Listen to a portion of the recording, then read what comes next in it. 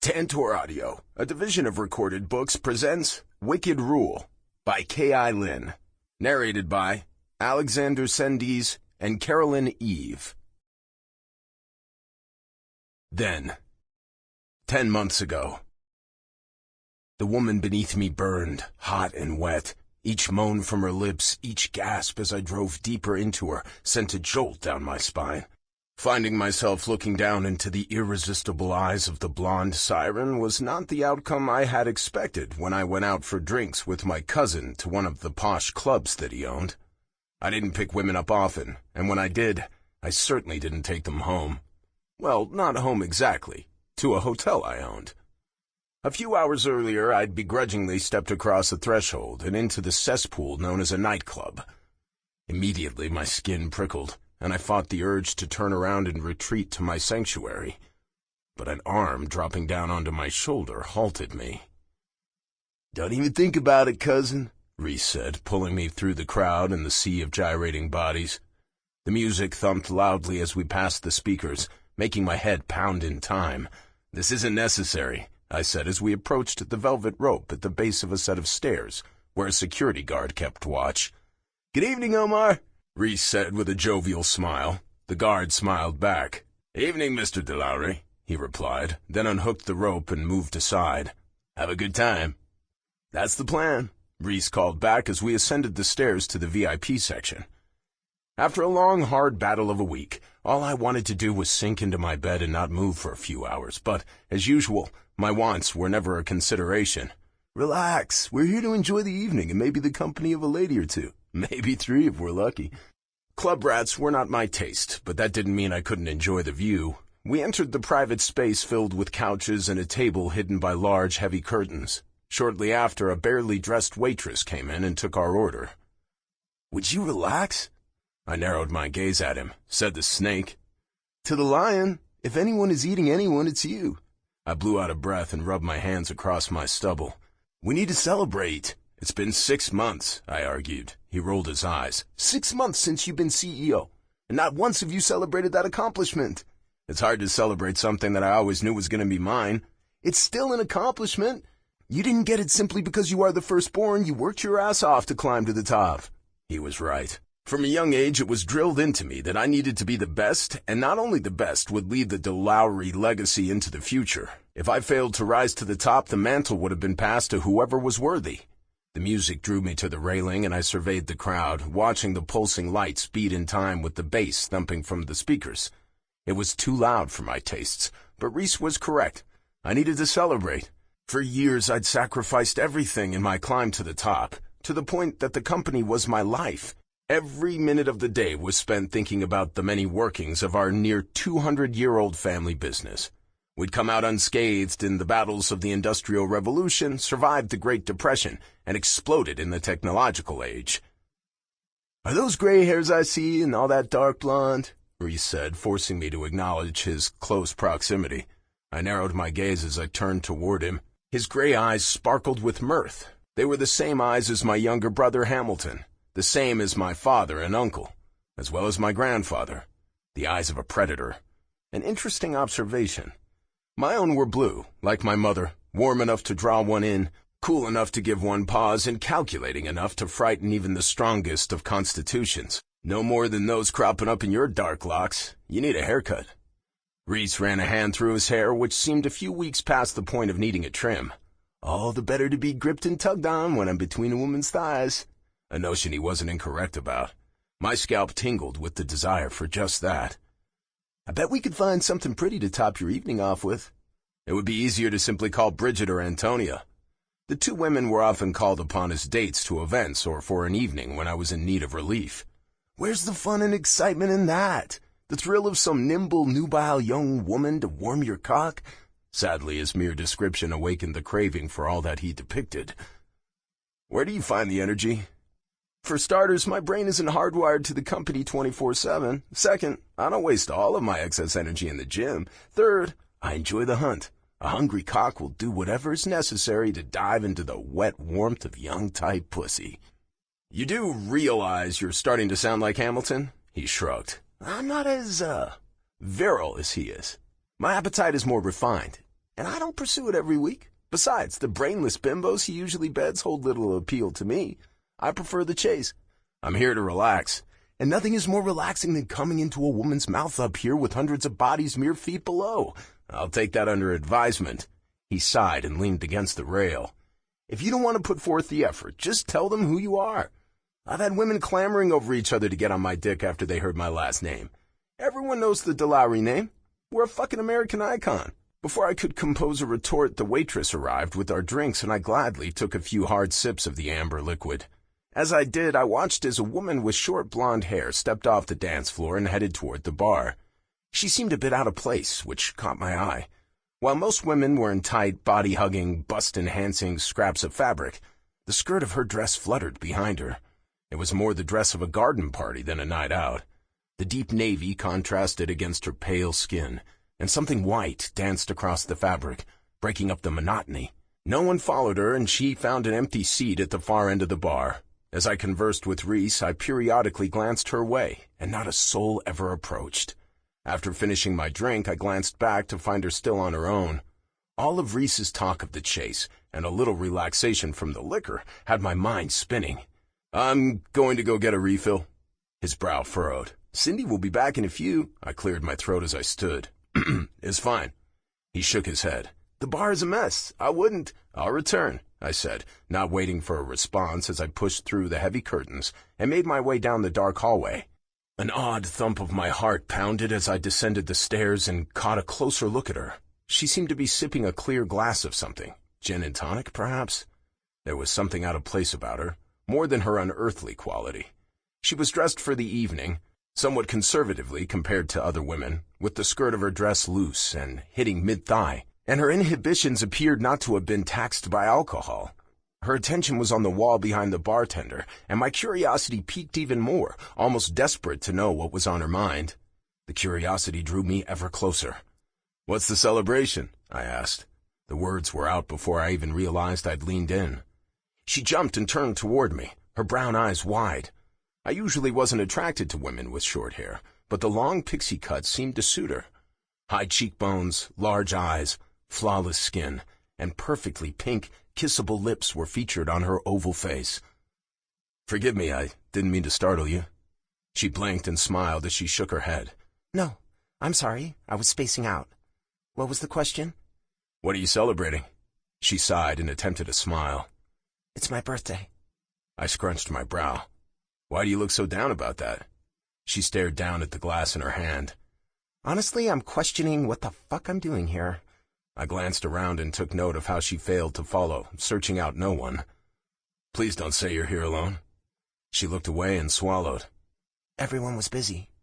I leaned back. There was something about her that drew me in closer, something that wouldn't allow me to leave her by herself, my little sea nymph, sitting on her rock all alone. I held out my hand. "Come with me." "What?" She looked down at my offered hand. A chuckle left me. "I have a table. We will help you celebrate." She shook her head. "Thanks, but I think I'm just gonna go home." "I insist." I gained the bartender's attention and called him over. "Yes, sir, what can I do for you?" "Can you send her drink up with a bourbon neat?" "Yes, sir." He took her drink despite her protest. "And whatever her tab is, deal with it." "Yes, sir." "What are you doing?" she asked with wide eyes. I cleared my throat and glanced down at my hand. With a huff, she took it, and I reveled in the warmth of her touch as she slid off her stool, her purse tucked into her other hand. Once she was on her feet, I slipped her hand into the crook of my arm and led her away. When we reached the staircase, the music lessened as we retreated from the speakers. The bodyguard standing there gave me a nod and moved to the side to allow us up. "What's your name?" "Ophelia." "Ophelia? That's a beautiful name. Mine is Atticus." "Where are we going?" "The tables are down there." She pointed over her shoulder, an edge of apprehension in her tone. Hoping to put her at ease that I had nothing nefarious up my sleeve, I gave her a warm smile, something few people ever received from me. "The VIP section." Her lips parted and her eyes widened. We finished the climb and moved into a dimly lit walkway with large, thick curtains on one side. Once we reached the middle, I parted the curtains and ushered her through. Reese's gaze was wide as he eyed the woman coming into the private space. "What's this?" he asked, his lips pulling up into a grin. I very much noticed the glint in his eye, and the "I told you so" smirk that formed. Ophelia, she said as she held her hand out. Reese, being as lethal as ever, took her hand in his and kissed the top. "What did I do to be graced with such beauty?" She quirked a brow at him. does that line actually work? I burst out laughing, surprising both of them. "I told you your lines are over the top, and here I am, proven correct." "What did he say to get you up here?" he asked her, then glared at me. "And my lines warm my bed every night I desire, without fail." He didn't say much, just to follow him. "So direct, Atticus, it's shocking." I narrowed my gaze at him as I sipped on the drink the waitress had set down. "I find speaking directly works." "Ophelia, answer me this. Does flattery not work on you? Atticus is quite brash and often called insensitive by women, and you have me curious." It wasn't really words, but I'm also not sure I understand the undercurrent of associating me with him. Yes, he convinced me to come with him, but that doesn't make me his. Reese leaned in closer. "Does that mean you'd be mine for the night?" No. I smirked at the lack of hesitation. She wasn't falling for him. "Why not?" "You're shady as fuck," she said without pause. I couldn't contain my laughter again. What the hell was going on with me? Reese's confusion at my reaction was evident in his wide-eyed stare. "He has laughed twice now. I'm going to have to ask you to take him back down and return with the correct Atticus, but before that, why such a harsh comparison?" Reese's wounded pride was bleeding all over the place. It's in your attitude, the vibe you give off. "And by that you trust him more than me?" Reese was both seriously affronted and entertained. Given that I was known as the Wicked King, I found it interesting that she held even an inkling of trust for me. "She has good intuition. Lethal lawyers are shady as fuck." He narrowed his eyes at me. "Might I remind you that it is a shadiness you have used to your advantage more than once?" I tipped my glass to him. "True. However, we aren't talking about a business venture, but the company of a woman."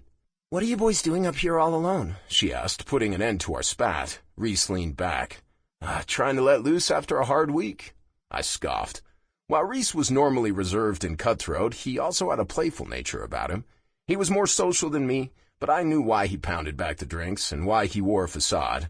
I saw the dark emptiness, if even just a flicker. "What do you do, Ophelia?" I asked, curious about the little nymph beside me. "Right now, I'm a waitress." I'd hoped she'd be something a little more interesting to help explain her appeal. Still, it failed to tamp down my curiosity. "Right now?" Reese asked with a quirk of his brow. She nodded. "I have a degree in biology and was briefly in pharmaceutical sales, but that didn't work out. I just haven't found what I want to do yet." That was more interesting. At least she was intelligent. "What do you do?" she asked as she looked at me. There seemed to be a current moving that I hadn't noticed before, and I quite enjoyed the simmer of heat that pulsed between us. I glanced to Reese, then gave her a strained smile. I didn't want to tell her. It would ruin the atmosphere. I was genuinely enjoying our time. "I went into the family business. Boring stuff." "Didn't have a choice?" My jaw clenched. "Not really. From the day he was born, his future was set," Reese said, covering the truth and redirecting her attention on the subject. "And what about you? Lawyer, was it?" Reese grinned. "Corporate lawyer." Nothing about his answer was untrue, just the omission of it being the family company. "Remind me, is that better or worse than an ambulance chaser?" she asked. Another laugh burst from me. What had gotten into me? I wasn't one to show enjoyment in anything. Something about my little nymph was drawing it out of me. Despite what she said, she was mine, if even just for the night. "You wound me, Ophelia." She smiled and shook her head. "I doubt there is little that would wound you. What did Atticus call you, the lethal lawyer?" "I do like them feisty." She shrugged, then turned to me. "How about you?" My heart thrummed roughly in my chest as her brown eyes bored into mine. "Feisty or not, it makes no difference. I'm enjoying your company regardless." She settled back against the couch, her shoulders settling under my arm. The current intensified, firing off tingles across every inch of her that rested against me. "He wins." Perhaps I would be taking someone home this evening. Ophelia. The alcohol warmed me, but not as much as the man I'd inched my way closer to over the past hour. Despite the way the evening began, I thoroughly enjoyed myself with these two gorgeous strangers in a VIP booth at Angelino. It was one of the hottest clubs in the city, and I only came out on the invitation from my friend Jennifer, who then canceled on me last minute.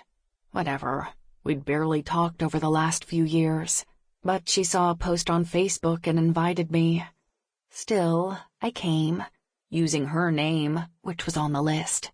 I guess dating a professional baseball player had its advantages, and cutting the line of people hoping to cross the threshold.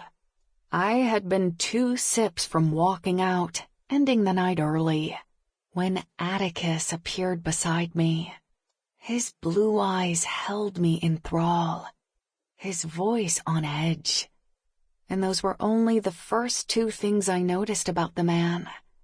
There was a dusting of stubble accentuating his strong jaw, and he had a straight nose, perfectly styled light brown, possibly dirty blonde hair, with similarly colored brows that shadowed his intense gaze.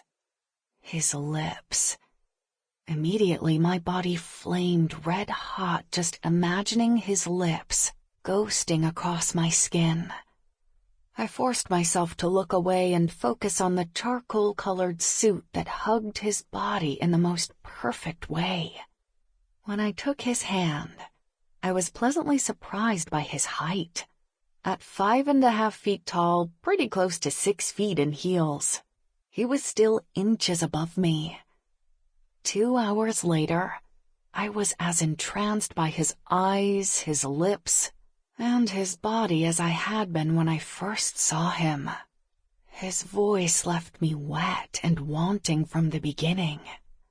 I'd just returned to the VIP lounge from a trip to the bathroom, where I'd removed my thong and shoved it into the pocket of my dress, preferring the cool air to the damp sensation. When I pushed through the heavy curtain, I was greeted by Atticus's warm smile. "You didn't run off." I quirked a brow at him. "Is that code for I should have left?" He stood and stepped toward me as I moved to the railing. Reese had disappeared while I was away, leaving us alone with the heavy crackling of attraction that pulled us together. I swallowed hard and looked out over the crowd, trying to tamp down the lustful thoughts I was having about the gorgeous man. My hips swayed to the beat as I let my mind go and lost myself. A gasp left me as my skin electrified, and I slowed the roll of my hips. Atticus's strong chest was against my back, his arms on either side of me, caging me against the railing. The warmth of his body muddled my mind. The heat of his breath against my neck, followed by the light brush of his lips and stubble, had me pushing back into him. "I don't do this, ever, but I have a hotel room a few blocks away. I would hate for the evening to end." He sat against my ear, his voice a low, gravelly tone, deep and rich, that sent shivers down my spine. Every word the man said held an air of power, and his voice projected confidence. I'd never had a one-night stand. Yet, with the tangible chemistry between me and the man behind me, I had a feeling that was about to change. It would be a first for me, I said as I arched my neck and leaned back against him. He let out a low groan before lightly nipping my neck just below my ear, sending a jolt through my system. "Is that a yes?" He rocked his hips against my ass, and my mouth popped open at the feel of his hard length pressing against me. I moved my hips, grinding against him for a moment before twisting to look at him. His eyes were dark, lips only a few inches away. Craning my neck, I nipped at his bottom lip, then ran my tongue against it to soothe the sting, loving the way his gaze darkened. "Yes." He reached up and gripped my jaw, holding me in place as his lips pressed fiercely against mine. "Let's go." Reese entered just as we were exiting, surprise on his face morphing into a knowing smirk. "Have a good night," he said with a wink. "Good night. Thanks for the fun," I said as Atticus pulled me out and down the hallway. His demeanor was almost frenzied with the way he bulldozed through the crowd, but when we made it outside to the street, he relaxed. "I didn't want to lose you," was all he said as he slowed to a more manageable pace. My hand was warm in his as we walked a few blocks down to Le Magnifique, a 5-star hotel that I could never afford to stay in. His touch was forceful in a desperate sort of way, one that fueled the fire inside me with each bit of movement. He couldn't seem to let go of my hand, and the farther we walked, the tighter he gripped me. Was he afraid I was going to change my mind? As if there was a choice in the matter. I'd never been more drawn to a man, nor had I ever been more desperate to feel one's lips or body on mine. Somehow, we managed not to maul each other in the elevator, but we were barely through the door when he pushed me against the wall, his lips crashing to mine. The fire that had started the moment I looked up into his sapphire eyes exploded into a raging inferno, burning every vein as my blood moved through my body. He held my jaw tight, his thumb and fingers digging in as he devoured my mouth, his other hand fisting the back of my hair, threading through the shorter ends as he tried to possess me. His tongue created a spiraling shock that moved through me, and I was trapped in the gravity of him too far to notice his fingers pulling at the tie on the back of my dress, until the top slipped down and fabric pooled low on my hips. A light pull at the zipper, and my dress was a puddle of fabric at my feet. "No panties?" he growled. "I lost them." "Lost them?" "Yes, they were wet from being so close to you." A groan left him, and the intensity rolling off him increased. "Tell me why." My fingers flexed against his chest, and I bit down on my bottom lip. "Because every word out of your mouth goes straight to my clit." His lips tugged up into a smug smile. "You seem to have lost all of your clothing," he said, his gaze traveling all the way down, sending a blaze of heat across my skin as he went. "Your fault again. I think you wanted to see me naked." His hand slipped between my thighs, and I gasped as his fingers slid against my clit, then down until he had 2 fingers buried inside me. A high-pitched cry left me, my muscles tense from the sudden explosion of pleasure. "I think you may be right. Do you want to know what I know?" he asked. My eyes glazed over, lips parting as his fingers moved in and out, sliding across my clit as he did. "What's that?" He pried my mouth open and slipped his thumb in, which I instantly lapped at, earning a strained groan. "That you will look exquisite when you come on my cock." I reached forward and gripped his bulge, earning a low rumble from his chest, and a harder drive of his fingers. Fuck, he was thick. He tilted my head back, his thumb slipping from my mouth just as his teeth scraped across the length of my neck. Complete control was his, and it felt so good. "You know what will look great as well?" I asked. Each breath reached higher in pitch as he drove me closer and closer to orgasm. He kissed and nipped his way up to my ear before biting lightly on my earlobe.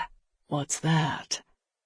I turned my head so that I could get closer to his ear, and his hand dropped down to rest lightly on my neck. "My lips wrapped around your cock," I whispered, giving him a squeeze. He groaned, then bit down on my neck before his touch vanished from my body. A whimper left me, but when I looked into his eyes, the predator that looked back sent a jolt of excitement through my system. "On your knees." He removed his suit jacket before working open his belt and then his slacks. By the time my knees hit the marble floor, I was at eye level. It had been a while since I'd been up close and personal with a man, but I didn't remember ever being as intimidated before. My whole body flushed in anticipation, and I reached out. He was warm, heavy, and thick. I wasn't some petite little thing, but even my fingers couldn't encircle his girth. My pussy clenched in anticipation of having him inside me, filling me, stretching my walls. I looked up at his dark eyes that watched me. He reached out and gripped my jaw again before slipping his thumb into my mouth. "Suck it, just like that," he growled before releasing me. Leaning forward, I ran my tongue along the underside of his shaft, flicking the tip before closing my lips around the head.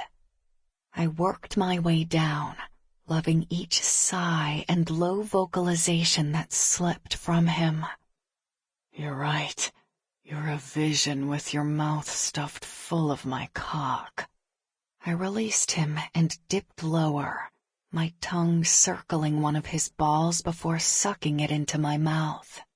Another curse hissed through clenched teeth, and I repeated the action on the other side, as I pumped his length before returning to swallow as much as I could, starting at the head. "Fuck, you're good at that." He pushed on the back of my head and I choked, unable to go as far as he wanted. Another low growl vibrated deep in his chest, and he pulled me up to my feet. A gasp left me as he delivered a painful but pleasurable slap to my clit, before he stepped forward and grabbed my ass. His fingers dug into my butt cheeks as he lifted me up, my legs instinctively wrapping around his waist. "You have a fantastic ass. I'm going to enjoy fucking you from behind and watching it bounce as you take my cock." "Promises, promises," I said before nipping his neck. A growl rumbled in his chest before I was shocked by a sting across my butt, before he started walking toward the bedroom. I felt the hot head of his cock tapping against me with each step. A few more steps, and my stomach flipped as we fell onto the bed. His lips smashed to mine, and I was lost in the intoxicating hunger with which he possessed me. He pulled back and I let out a whine, earning me another tap on my clit. "You are a needy little nymph," he said as he pulled at his clothes. His tie went first, followed by his vest, dress shirt, and undershirt, before he finally removed everything from his lower half. The suit that looked painted on only hid the body of a god beneath the rich fabrics. Lean, taut muscles, strong, broad chest and shoulders, defined abs, and even that heavenly, groan-inducing V. The man was perfection of the male species. I reached down to pull off my heels, but his hand grasped mine, stopping me. "Leave those on for now." He gripped my breast, drawing my nipple between his fingers and tugging, making me cry out. I like that sound." He retreated again, before pulling a condom from the bedside drawer and putting it on. My thighs rubbed together as I bit down on my lip, entranced by the flawless specimen before me. I scooted back up the bed as he closed in, with strong... Sample complete. Ready to continue?